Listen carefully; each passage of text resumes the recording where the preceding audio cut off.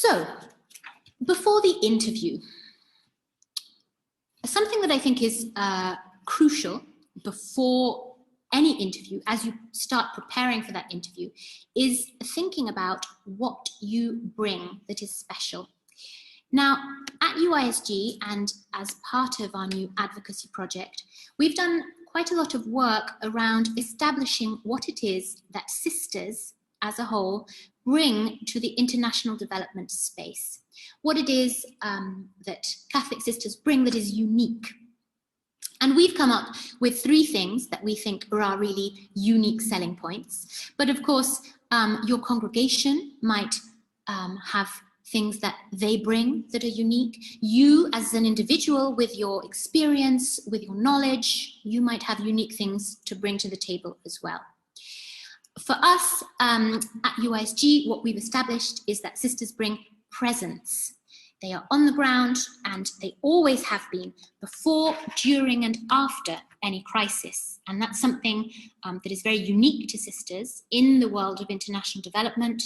Many organizations turn up at the time of a crisis, aren't really embedded in the situation on the ground, perhaps don't have the full contextual knowledge, and then might leave again once the crisis is over.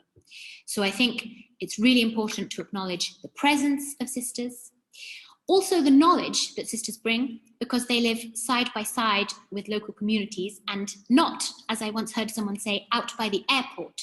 It is true that international communities in the development sphere often live in their own little enclaves, in their own little villages, communities that are not always integrated with local communities.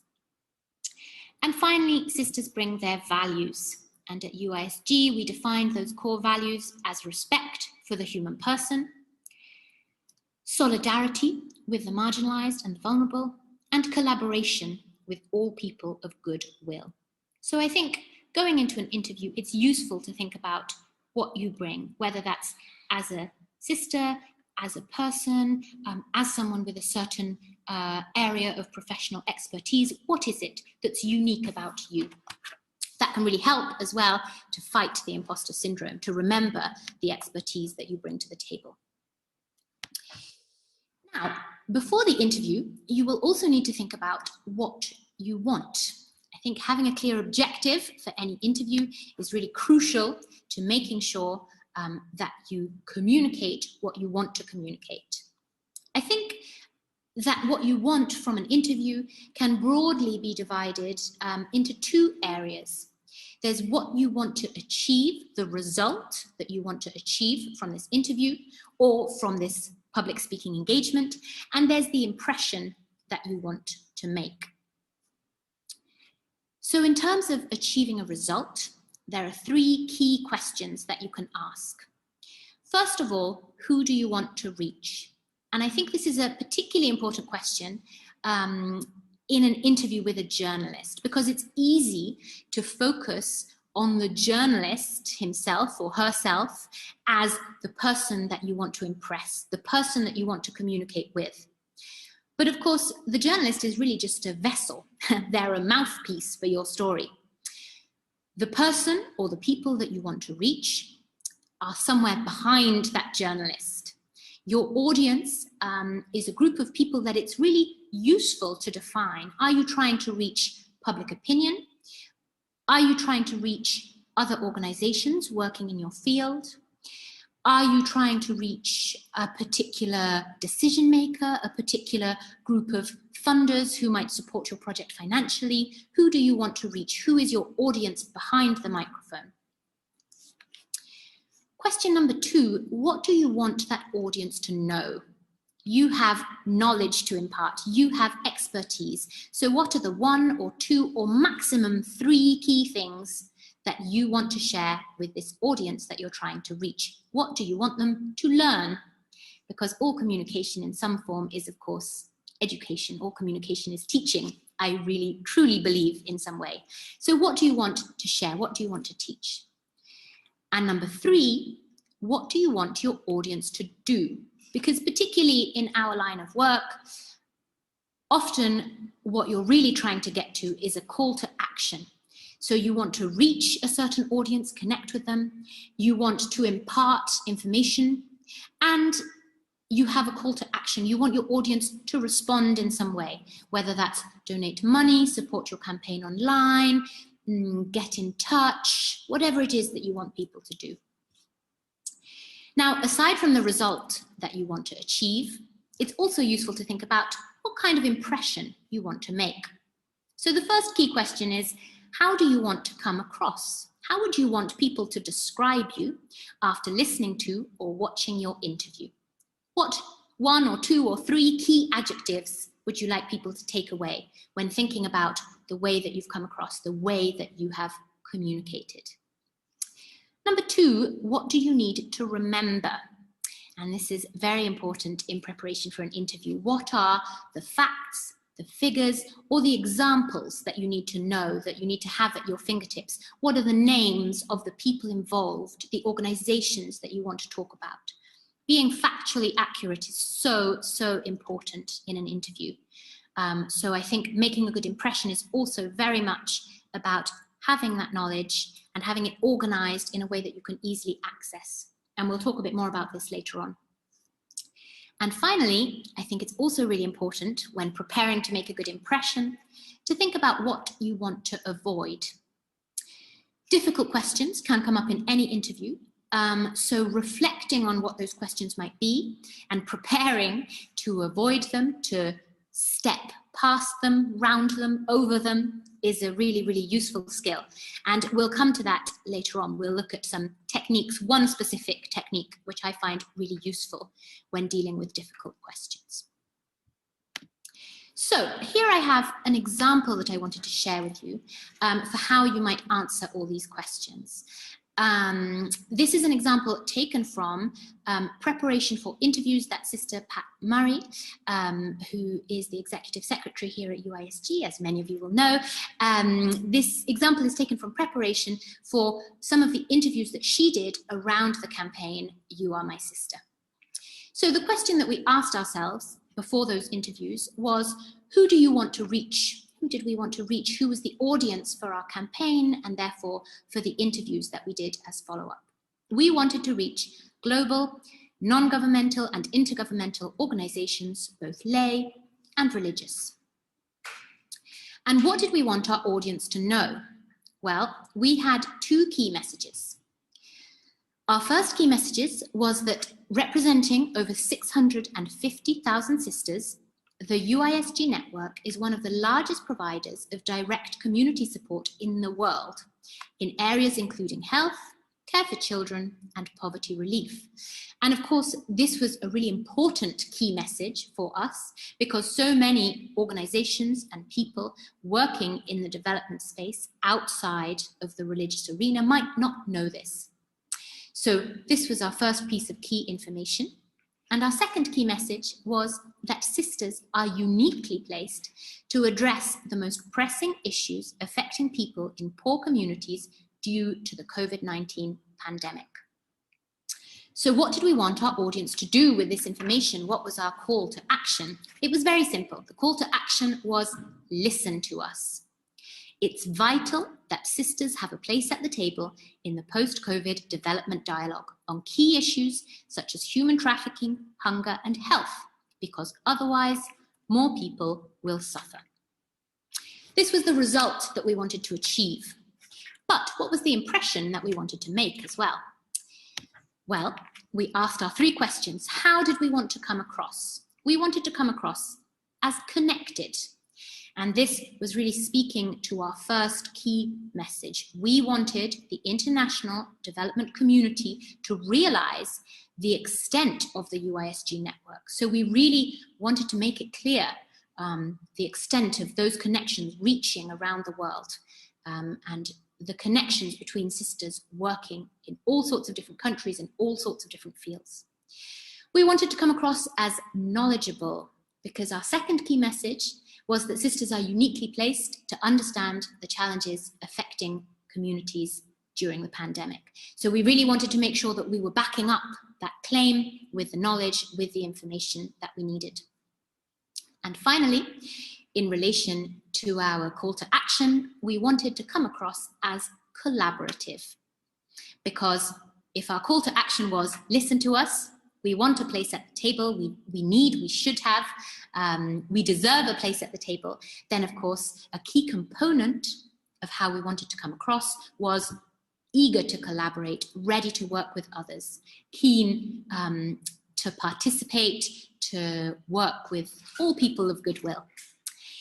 What did we need to remember? Well, I won't go through these one by one, but some of the key facts and figures that Sister Pat took into her interviews were the number of Catholic sisters working to combat human trafficking, the number of survivors of human trafficking who are safer as a result of the work of sisters, the number of people who went hungry in 2019, and the estimated number of additional people likely to go hungry in 2020 due to the pandemic. And what did we want to avoid? Well, we had a few key questions that we thought might come up and that we knew we didn't really want to answer. One was, who is funding this campaign? We decided that the funding of the campaign would be a distraction from our key message. That wasn't something that we wanted to talk about. We thought we might be asked if this was perhaps a PR exercise for the Catholic Church, to which, of course, we might have replied that if the Catholic Church were going to engage in a PR exercise, it would probably not be through the work of the sisters, who are too often sidelined by the PR of the Catholic Church. Of course, the most difficult question of all, perhaps, might have been, are you trying to distract from allegations of abuse and other issues within the church? And how exactly we would move away from these questions is something that I will come to very shortly.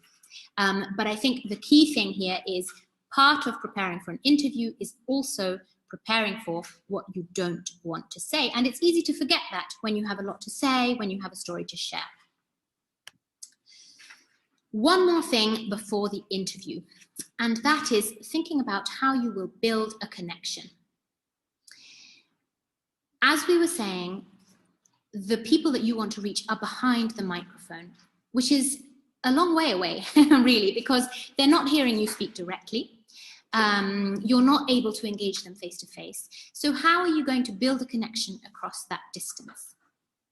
I have three key ideas around this, three ways that I like to think about building a connection with someone that I can't see, that I can't speak to right now, but who will be listening to what I'm saying. So the first is own the story. Be authentic. Talk about your lived experience, your personal experience, if you can, and express it in your own words. So nobody finds it easy to empathize from someone who is reading from a script, from someone who sounds like they're not really living the things that they're talking about. The more you have made the story your own, the more you have connected it with your own experience and your own insights, and the more you can express it in your own words, the easier it will be to connect with someone who is listening or watching. As well as provoking the listener to empathize with your story, you also just quite simply want to impress. You want to be memorable. And one way to be memorable is to think about delivering sound bites and not sermons. One thing that will often happen is that you will give a half-an-hour interview and then the journalist will take 3 minutes or 4 minutes or 5 minutes. And what they will choose will really depend on what they think is most catching, most striking, and most memorable. So you really want to give the journalist something that they can easily use, that's short, that's snappy, that's convincing without being long-winded. Think about delivering a headline, because that's what you really want to be, a headline. And finally, simplify and repeat. Less is more, so sometimes a longer explanation is not as clear as a shorter explanation. And always, always, twice is better than once. If you can get your message across 2 times, then go for it, as long as that message is short and concise. So I think we are fully prepared for the interview at this point and ready to move on to what we might do during the interview. A few tips for kind of staying on top of that feeling of wanting to control the interview while you're doing it. So the first thing that I would do when a question comes my way is think about this 3-part rule: affirm, explain, and illustrate. Any question can be answered following this structure, and it's a structure that really gives you space both to be clear and to repeat yourself, to build on what you're saying with examples, with kind of illustrations that can help connect to your listener, to your audience. So if, for example, Sister Pat were being asked, why is hunger one of the key issues that UISG has chosen to focus on for the campaign, You Are My Sister? Her answer might follow this 3-part structure. Number 1, affirm. So the short answer, the soundbite, is hunger is now the most acute issue facing the developing world. Of course, you need to explain that. So according to the UN report, State of Food Security and Nutrition in the World, almost 690 million people went hungry in 2019. And it's estimated that as many as an additional 130 million people may go hungry in 2020 as a result of the economic recession triggered by COVID-19. Here you have, of course, that knowledge, those facts, those figures that you prepared beforehand, that you have at your fingertips. And illustrating with examples, with lived experience. So the UISG campaign, You Are My Sister, highlights the commitment and the creativity of Catholic sisters in both India and Cambodia who have supported vulnerable communities at risk of going hungry during lockdown. And I think it is, of course, much harder to put this structure into practice when you're in the middle of an interview, when you're kind of talking freely. It's very difficult to stick to a rigid structure like that. But just to bear it in mind can really help sometimes to know where to start when we're faced with a question, and to think about kind of what we need to get across by the time we've finished answering it. A few tips on how to speak during an interview. So, first of all, enunciate. And this is really key. Speak clearly, emphasize key words, because this can really help someone who is listening and not quite hearing you well to pick up the meaning of what you're saying, even if they haven't heard every single word. And remember, of course, especially if you're an English speaker or a Spanish speaker, that some people in your audience may not be native speakers of your language. So they may not have the same confidence with your language as you do. Number 2, think about expression. And here we have a bit of a paradox again. The really important thing is to practice your lines, rehearse them over and over and over until they sound totally natural and unrehearsed, which is a little bit contradictory, but the truth is that the more you practice, the easier it is to sound spontaneous. So practice, practice, practice, but remember, nobody loves a robot. Make sure that your practice is directed at sounding as natural as possible. Project, and this is something that we can all do well to remember and that we can all forget sometimes, but it's good to bring yourself back to it if you're in an interview feeling nervous, struggling a little to make yourself understood. It's better to be too loud than too quiet. So if in doubt, speak up. And finally, relax, which is another one which is much easier said than done. I'm fascinated personally by the research around body language.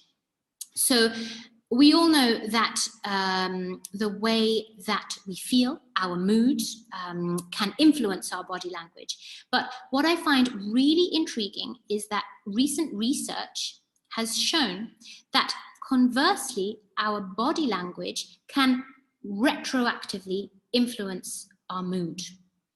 And this is something that really changed my way of approaching public speaking when I learned about it. So when we feel, for example, confident, when we feel successful, when we feel like something is going well, there are certain gestures that come spontaneous to all of us. And one of them is this, raising your arms, opening your arms, holding your palms up to the sky, that typical, winner of a race gesture that we've all done at some point. What's really interesting about this is that it's a type of body language that comes from animals. Primates do it too, so it's very deeply embedded. And it's something that is not learned by watching other people do it.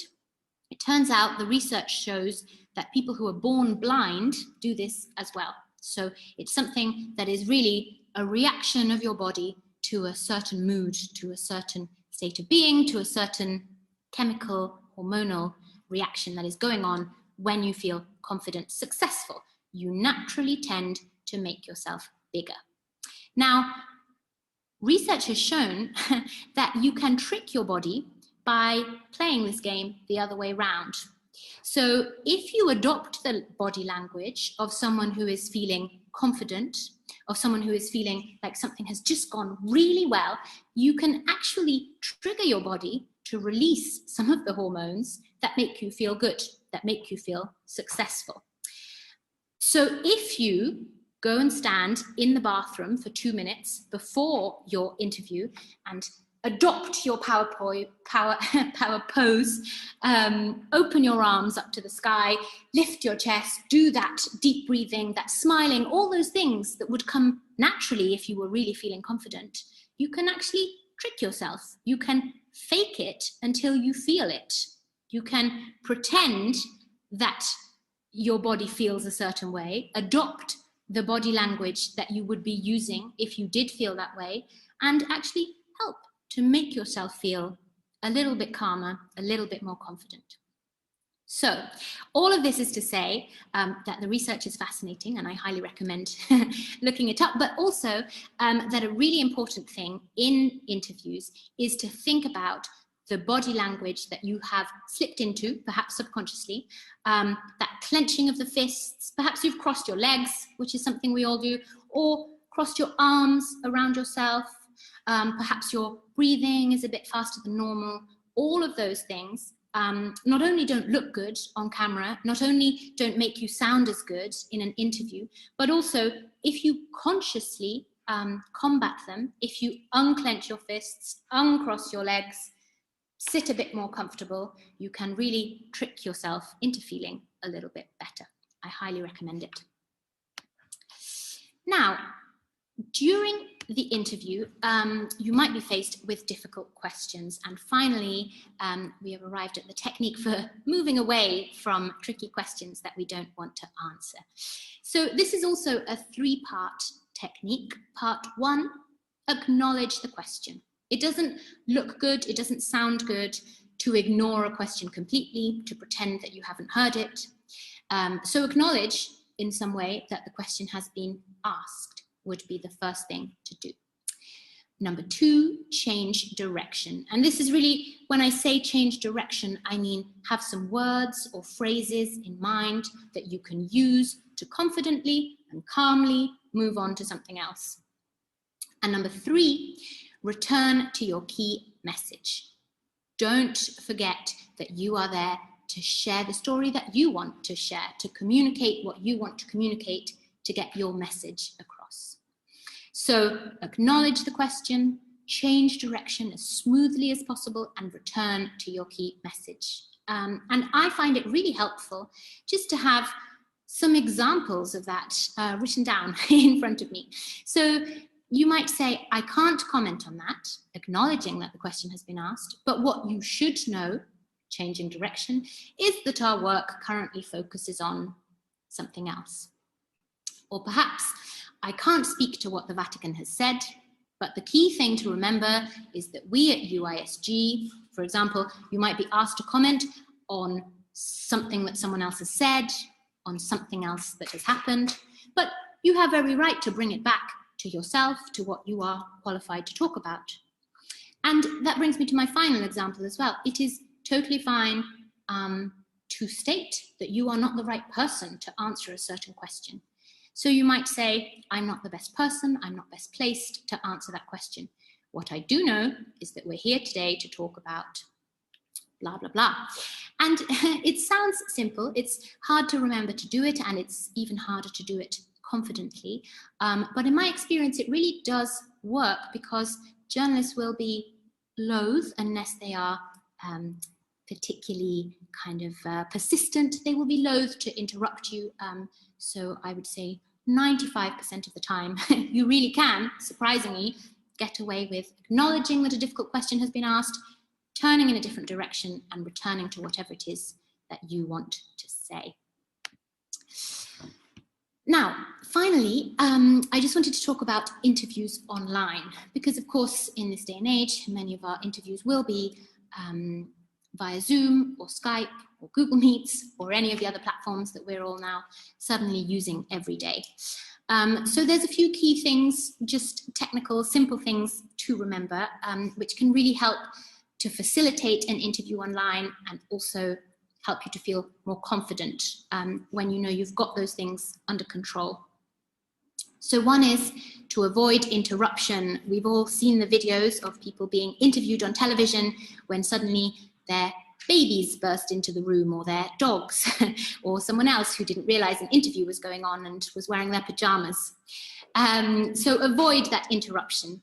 Find somewhere quiet, where there's not too much background noise, and somewhere where ideally you won't be disturbed. If you have to put a do not disturb notice on your door, then do it. Find somewhere with good lighting if you can. So make sure that your face is clearly visible. A classic is to sit in front of a window, which is of course very nice for you with the light coming in behind you, but can mean that your face is almost completely in the dark.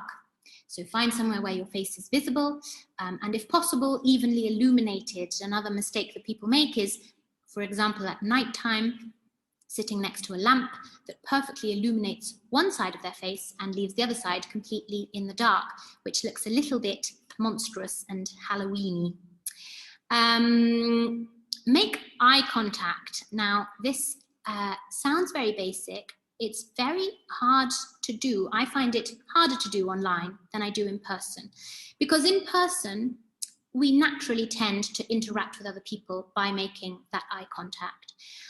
So of course, when we're speaking to each other through a screen, it becomes harder to do, but it becomes therefore all the more important, because you really are trying to bridge that gap. You don't have that sense of being in a room with somebody else. And when you're trying to forge that connection, as we talked about just now, it's really, really important to make contact. So keep your notes, for example, all those notes with your facts, your figures, your examples, keep them somewhere where you can minimize how much you look away from the screen. Because if you've written up all your notes and then every 2 minutes you're looking to the side, turning your head to check on them, that can be very distracting, and it can make it really difficult to forge that connection through the screen.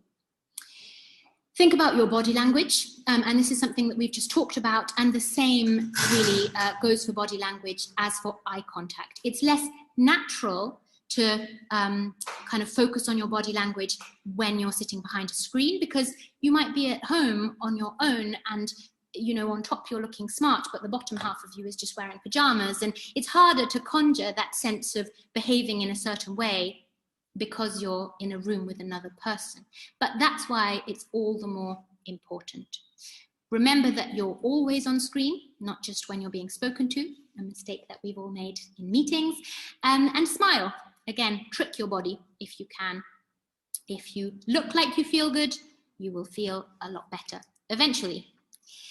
And finally, technical issues, and this is of course the one that we can't control in online interviews, but know that technical issues can come up, and that the best way to deal with them is to stay relaxed. So prepare for your interview, rehearse it over and over until it sounds natural and spontaneous, and then if you can, relax, because the best way to get through technical difficulties is just to take a deep breath and wait for them to be sorted out. We are now at the end of our presentation, so I am going to thank you all for your attention and pass the microphone back to Patrizia, who will be moderating our question and answer session. Wow, thank you, Giulia. Was really precise. As I had told you,